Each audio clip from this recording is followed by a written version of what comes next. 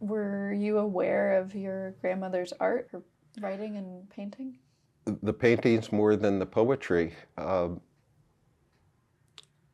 because the paintings were, you know, in Esther's house, we had paintings and so on. And my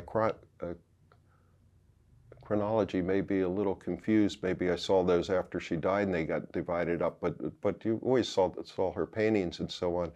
And in the visits to New York, even when I was very little, one thing that fascinated me was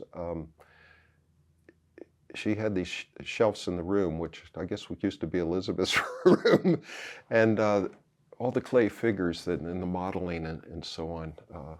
You know, that it's like, wow, what is she doing? You know, that type of thing. So I was aware of that. Now, the appreciation of her poetry, I was aware that she was a poet. If we had gatherings like Thanksgiving and so on at Uncle John's, her poems were part of the festivities were reading of her poems in Yiddish. And the one that was always read was the one I would refer to as the Cradle Song. And that's, to my father, that's the little golden head, sleep, you know, I don't know. I'm not sure if that poem is in the book that's translated, but it was always told this is written to Henry and stuff.